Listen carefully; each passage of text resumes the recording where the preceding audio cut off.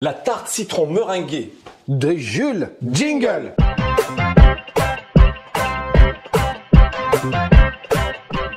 Salut à tous. Salut Luc. Aujourd'hui on a un invité de choix, c'est Jules qui vient nous présenter une recette. Alors là on parle des gourmands, c'est pour les hyper gourmands. La tarte au citron meringuée, bien beurrée, bien comme il faut, elle va être vraiment très bonne et c'est sûr que c'est gourmand de chez gourmand. Ouais. Et ben voilà, ça nous plaît. Bon, et vous allez voir, elle est super simple à faire, super efficace, ça va être un bonheur de la faire ici. Merci beaucoup en tout cas de m'avoir invité là. Et je fais aussi une dédicace à Albaroc qui est un YouTuber qui aussi fait des excellentes recettes. Une grande partie de cette recette, elle est tirée de chez lui. Donc on lui fait une dédicace et il y aura un petit lien vers sa chaîne dans la description. Super, je crois qu'on a tout dit là-dessus. Et ben maintenant tout simplement, on part aux ingrédients. Salut les amis, allez on est parti sur la présentation des ingrédients pour la pâte de la super tarte au citron de Jules, notre guest de la journée. On retrouve ici 300 g de beurre doux. Petite remarque, vous pouvez utiliser du beurre salé avec la même quantité, mais si vous utilisez du beurre salé, vous ne prendrez pas les 5 g de sel que vous voyez là qui s'accommodent avec le beurre doux, ok? Donc soit du beurre doux, 5 g de sel, soit du beurre salé, pas de sel. 2 œufs, 60 g d'amandes en poudre, 190 g de sucre glace et de la farine T45 ou T55 pour 500 g. Allez, on se retrouve pour la suite. Deuxième série d'ingrédients pour la crème au citron, c'est parti. On retrouve ici 350 g de beurre doux. Par rapport à tout à l'heure, on vous avait proposé du beurre salé, c'était possible. Là, l'option, elle n'est pas possible. On reste sur le beurre doux. 240 g de sucre en poudre. Le roi, eh bien évidemment, c'est le citron. On a 240 g de citron pressé. Un citron bio du jardin, je tiens à le préciser, pour un demi-citron pour le zeste, ok. Et 6 œufs. Pour faire notre meringue, on aura 3 blancs d'œufs, à savoir que pour 3 blancs d'œufs, ça correspond environ à 90 g de blancs d'œufs en poids. Et aussi, donc au niveau du sucre, 100 g de sucre en poudre. Bon on va pouvoir commencer avec cette phase 1 où on va faire donc la pâte à tarte. Concernant cette pâte à tarte, j'ai une petite précision à vous donner, c'est que je vous ai donné donc les recettes pour les 500 g de farine. Donc ça, c'est les quantités maximum qu'on peut utiliser. Aujourd'hui, ce qu'on va vous présenter, ça va être pour faire avec un plat à tarte, donc vraiment classique. Mais en fait, ce qui se passe, c'est que si vous voulez juste faire ce plat à tarte classique, vous allez pouvoir utiliser la moitié des quantités que je vous ai données. Mais ce que vous pouvez aussi faire, ça va être faire dans ici un cercle tout simplement où on va mettre la pâte ici et on va couper juste autour. Ça fera une recette un petit peu moins de quantité on va dire. Ça sera un peu plus propre aux alentours. Mais dans ce cas-là, vous aurez un tout petit peu plus de crème en citron. Mais avec ces quantités-là de 500 g, vous pouvez faire 6 petites tartelettes ici. Donc généralement, moi ce que je fais, c'est que je prends ces 500 g, je fais ma tarte classique et après la pâte qui me reste, je m'en sers pour faire des petits en fait carrés de biscuits qui sont vraiment délicieux parce que vous allez voir, rien que la pâte à tarte en elle-même, c'est une pâte sablée en fait classique qu'ensuite vous pouvez réutiliser et ils sont vraiment délicieux. On va vous dire comment on va faire, ça va être super. On va commencer, on va couper notre beurre. Donc là, on va couper notre beurre en petits carreaux pour que ce soit plus simple à incorporer. Parce que donc la pâte sablée, c'est simple, on va faire du sable et la matière grasse, elle va être ici avec le beurre. Donc bien frais le beurre, c'est assez important. Un petit carreau comme ça et après, à la main, on va aller le mettre dans la farine. Et qui va prendre peut-être un petit peu de temps, voilà. Où on va commencer à mettre, hop, dans la farine, le beurre. Donc voilà, on met tout le beurre, on va y aller.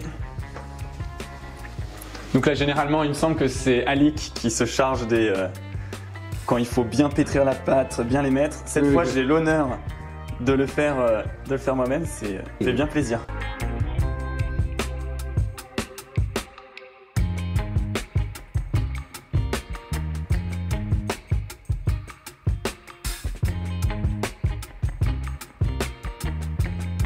Ok, donc là on voit que je commence à pouvoir bien sabler ma pâte dans mes doigts. Donc il n'y a pas de... S'il y a des gros morceaux, on voit que je peux bien les sabler. Donc maintenant en fait, voilà, je vais aller chercher au fond pour m'assurer qu'au fond, ça soit bien ok et qu'il n'y ait pas vraiment de gros morceaux. Et on va pouvoir rajouter le reste. Le sel, juste ici. Donc Luc vous a expliqué qu'on peut aussi le faire avec du beurre salé. Moi d'ailleurs ce que je fais, c'est que je le fais tout le temps avec du beurre salé parce qu'en cuisine en général, j'ai beaucoup de beurre salé. Et ça me convient assez bien parce que ça sale, je trouve très bien la pâtisserie en général pour les pâtes. Après voilà, chacun fait comme il sent et chacun fait à sa convenance. Le reste du sec, donc hop, le sucre glace la poudre d'amande. Là voilà, on va réhomogénéiser le tout, donc comme tout à l'heure.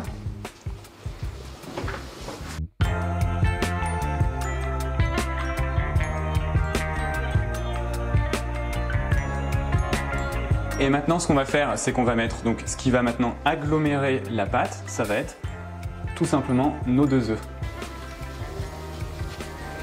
Alors donc là, l'idée, c'est on va mettre les œufs et on va travailler la pâte vraiment pour que juste elle s'amalgame, qu'elle fasse un beau bloc, une belle détrempe, mais on va pas la travailler plus que ça en fait. Une fois qu'elle est bien agglomérée, on arrête tout de suite.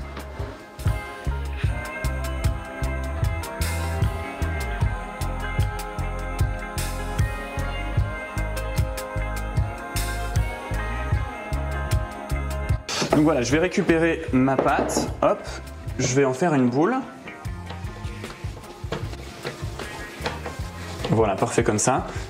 Et la pâte, on va la mettre dans du cellophane. Donc l'idée du cellophane, c'est qu'après ça va partir au frais pour qu'elle soit bien facile à manipuler. Et donc le cellophane va permettre de pas que la pâte sèche.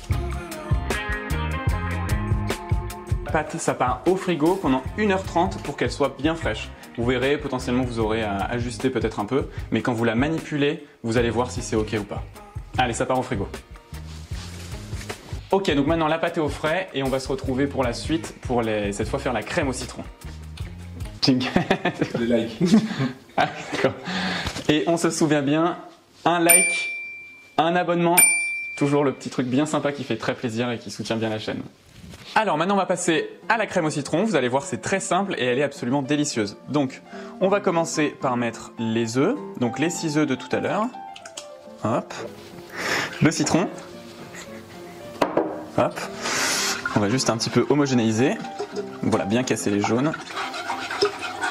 Parfait. Et maintenant on va mettre le sucre.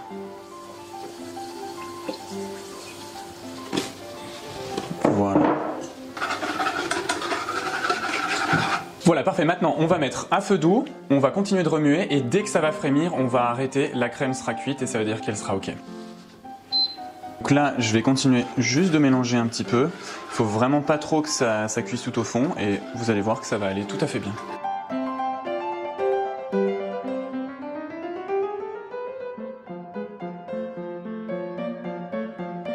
Voilà, vous voyez, ça va assez vite. Donc là, hop, ça a commencé à bouillir, vous le voyez. Et vous vous rendez compte aussi que la texture de la crème, elle a complètement changé. Maintenant, elle est beaucoup plus épaisse. Donc voilà, ça peut aller assez vite, il faut que vous soyez bien attentif. Et là, elle est toute bonne. Donc voilà cette texture-là. Alors maintenant, ce qu'on va faire, c'est qu'on va chinoiser la crème pour s'assurer qu'il n'y ait pas trop de morceaux dedans, notamment des morceaux d'œufs comme on a pu voir. Donc voilà, en fonction du chinois que vous avez, vous faites comme vous pouvez.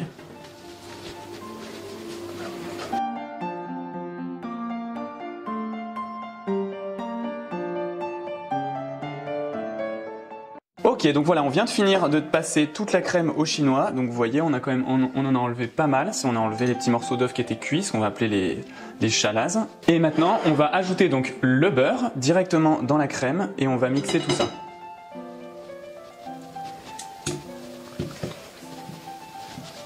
Ok, donc avec le mixeur, on y va, on commence à mixer la première partie du beurre.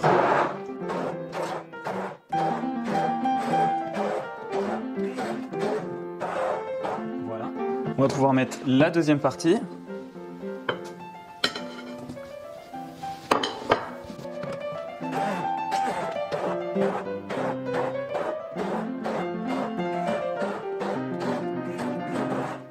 Luc et Alix Bouillon sont subjugués.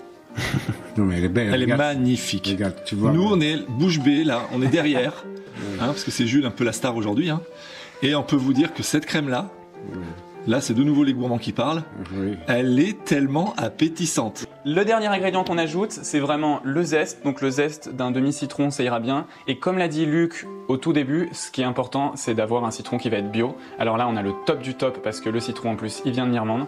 Donc ça va être parfait. Donc hop, je vais zester la moitié de mon citron.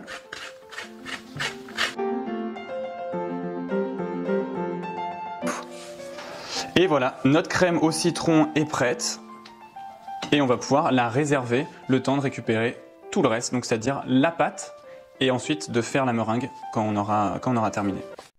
Alors donc ce qu'on va faire maintenant, c'est qu'on a récupéré la pâte qui est sortie, donc 1h30 de frais. Si vraiment il fait chaud, c'est l'été, etc., vous pouvez la laisser un petit peu plus longtemps. Vous allez voir, l'important c'est que là, quand on la manipule, elle s'étale bien et qu'on puisse, voilà, que ce soit tranquille, qu'on puisse la manipuler, la mettre dans notre plat, c'est ça le plus important. Je vais fleurer mon plan de travail.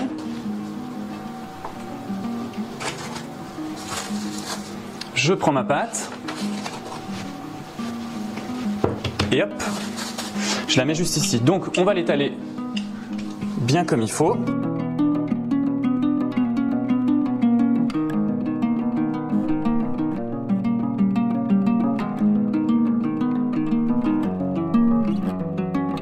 Et maintenant, donc ce qu'on va faire, on va mettre la pâte juste dans notre moule.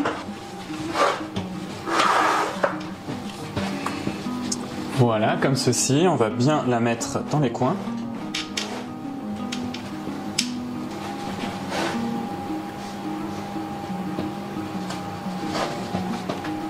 Voilà, et avec un couteau, on va venir détailler la pâte,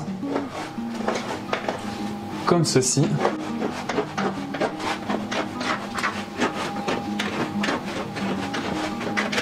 Voilà.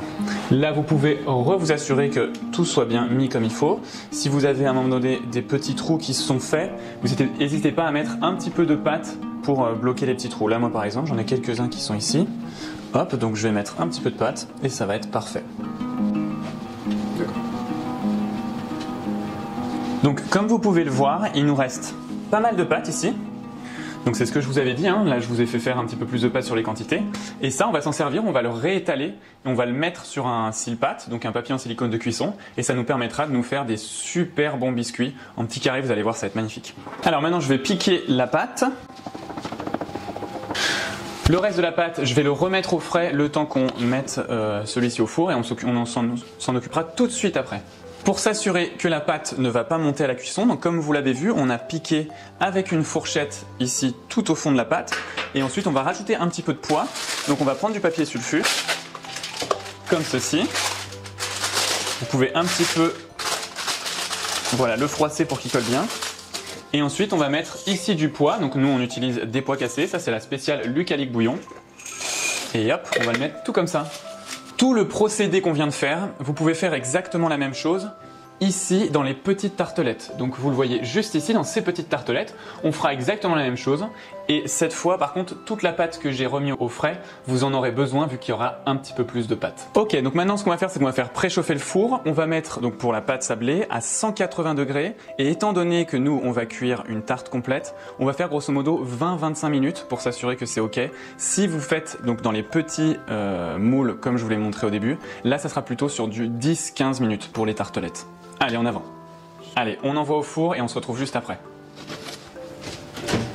Alors maintenant, je vais vous montrer ce qu'on fait avec le reste de la pâte. Donc on va faire exactement comme tout à l'heure, sauf que cette fois, on va utiliser un sile-pâte. C'est ultra pratique. C'est vraiment difficile de se passer de sile-pâte dans plein de moments. Ça va être tout simplement un papier cuisson aussi qu'on appelle. Donc c'est quelque chose qui va permettre d'avoir une bonne cuisson de ta préparation. Et on va pouvoir mettre ça après sur une grille qui ira au four. J'ai le reste de ma pâte qui est comme ceci. Donc je l'étale directement sur mon sile-pâte. Donc cette fois, je vais l'étaler plus fin que ce que j'avais fait pour ma tarte, puisque ça va être des biscuits qui vont être mangés simplement comme ça. Vous pouvez le prendre pour le café, pour le thé. Donc il faut que ça soit un petit peu plus fin quand même.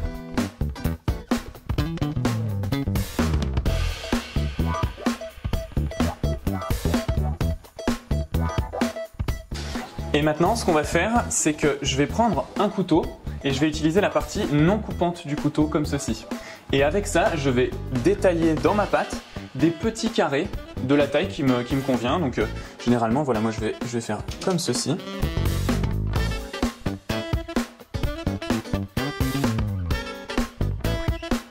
On va le mettre sur une grille. Et celle-là, ça va partir donc... Pareil, grosso modo cette fois, 10 minutes de cuisson. Attention, c'est beaucoup moins que ce qu'on a fait avant parce que là, bien entendu, c'est plus fin et ça va prendre toute la chaleur. Donc on va le mettre 10 minutes, on va quand même bien jeter un coup d'œil de temps en temps et ensuite on verra ce que ça donne et on se retrouvera après pour voir comment on va détailler nos petits carrés de biscuits.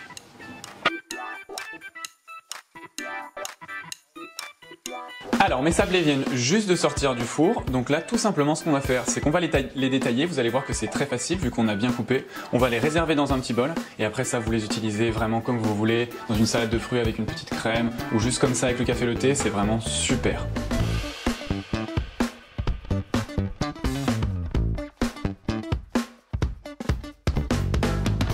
Donc voilà pour tous nos sablés. Ils sont très très beaux, vous voyez. Quand même, avant de les servir, vous les laissez bien terminer, qu'ils sortent toute leur humidité pour qu'ils soient bien croquants, ça sera vraiment meilleur. Mais là déjà, ils commencent déjà à être bien croquants. On sent bien le beurre. Ils sont pile comme il faut. Et le sucre glace et la poudre d'amande, ça passe super super bien. Donc là, ça ravira tous les gens à qui vous les donnerez, ça serait super. Allez, maintenant on va passer à la meringue. On va mettre notre blanc d'œuf. Et on va commencer à monter les blancs en neige. Donc là, on le fait avec le fouet mécanique ici, donc à la main. Vous pouvez aussi bien entendu le faire avec le fouet un robot par exemple, où là ça monte vraiment super bien. On va quand même essayer de bien bouger à l'intérieur pour que ça monte bien et que ça soit bien homogénéisé. L'idée c'est d'ajouter un maximum d'air à l'intérieur de la préparation. Donc là c'est vrai que c'est assez fin, c'est pas le plus optimal comme dirait mon oncle, mais ça fonctionnera quand même je pense.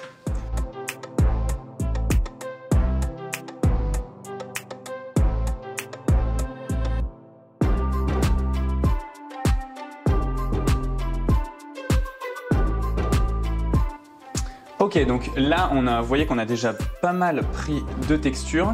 L'idée, ça va être qu'il faut vraiment donc la fouetter bien rapidement et on va commencer petit à petit à ajouter notre sucre. L'idée d'ajouter le sucre vraiment quand ça a déjà bien pris, ça va être de s'assurer que que le sucre va pas faire retomber les œufs, parce que ça peut vraiment se passer. Donc là, on va mettre un petit peu de sucre pour commencer.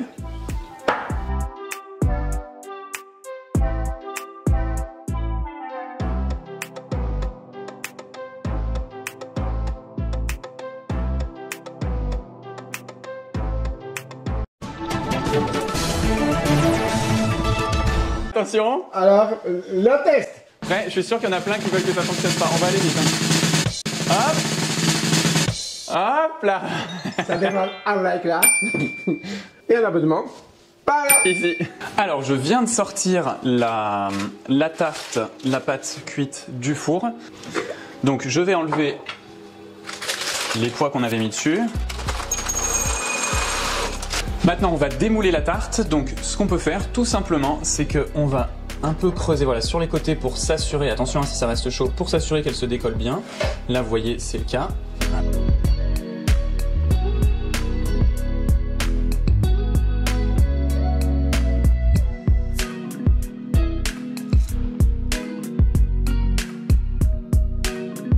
Et là, donc, je vais la retourner dans ma main et je vais la mettre dans le plat directement.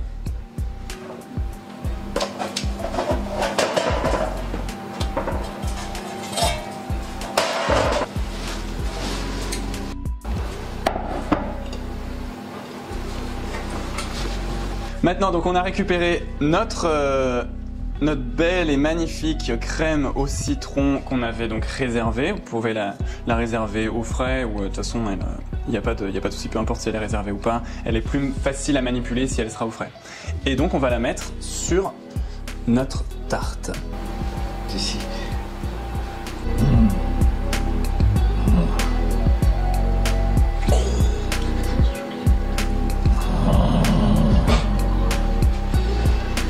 Voilà, on va se débrouiller pour que ça soit bien homogène de partout.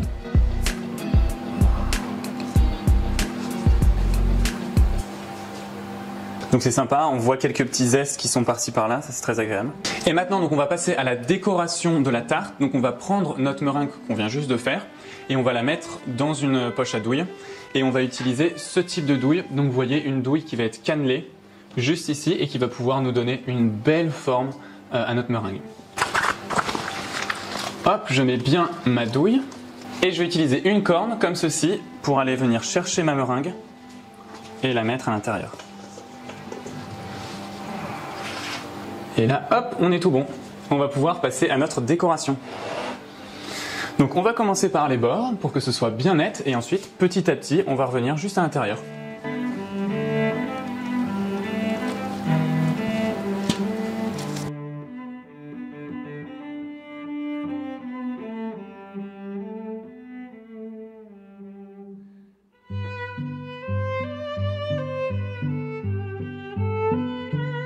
Donc pour cuire le dessus, on va avoir deux manières de faire. Soit vous avez un chalumeau, et donc vous allez tout simplement venir cuire la tarte au citron meringuée directement dessus. Soit vous n'avez pas de chalumeau, et notamment par exemple c'est ce que je fais, c'est que dans ce cas-là le four, on va le mettre en convection naturelle pour qu'on ait une bonne source de chaleur tout au-dessus.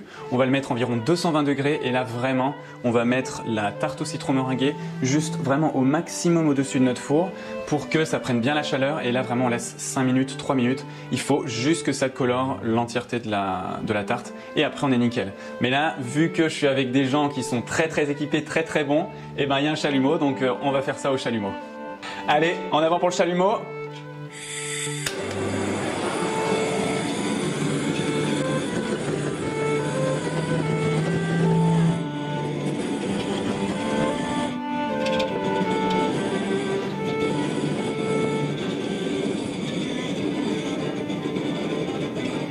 Donc vous voyez, on a terminé de colorer notre tarte au citron meringuée, donc c'est très bien parce que ça va faire un petit peu de caramel juste au-dessus, ça va apporter beaucoup de douceur au dessert. Et donc vous pouvez soit directement la manger, ou soit si vous la voulez bien fraîche, en fonction de quand est-ce que vous avez cuit la pâte, vous la laissez quand même un certain temps au frigo. De toute manière, vu que c'est pour le dessert, normalement le temps du repas, elle sera au frigo, et quand vous allez la sortir, elle sera bien fraîche et elle sera très agréable à manger. Après, elle se conserve super bien, vous pouvez la voir 2 jours au frigo, elle sera très bonne tout le temps. Donc on est tout bon pour notre tarte au citron meringuée. C'était bon. C'était bon. Je me sens pas à ma place parce que d'habitude je suis de l'autre côté. Là il y a Jules. Jules il est assuré. Bravo. Merci beaucoup, c'était vraiment super sympa. Merci d'être venu déjà Jules. Alors toi tu la manges quand la tarte au citron? Au petit déjeuner, au goûter, au dessert, toute la journée? Franchement je la mangerai toute la journée. Pour un dessert c'est super sympa à la fin du repas. Après pour un 4 heures, je sais pas à quel point vous allez être gourmand et si vous allez la finir d'un coup. Mais pour le matin, quand j'en fais une en tout cas, je la mange le soir, le matin, tant qu'il y en a. Voilà. Voilà, et c'est ce qu'on vous souhaite. Manger une bonne tarte de citron toute la journée. Alors, pour la prochaine fois, on va se voir à 17 h. Ça sera quel jour de la semaine? Le vendredi. Un vendredi, par exemple. N'oubliez pas de nous offrir un petit like ici. Si vous n'êtes pas abonné, pourquoi pas? Ici, c'est très bien. On vous fait des bisous. Il y aura une chanson qui va suivre. Est-ce que tu vas chanter une chanson? Ah bah, je peux tout donner, ouais. Ah, quand on dit la cuisine des copains, les copains ils sont là. Je tenais à être là pour vous dire au revoir aussi. Donc, on se voit vendredi prochain comme on l'a dit. Bisous. Bisous. Ciao. I'm a puppet on a string, Tracy Island, time traveling diamond, could a shape of eggs.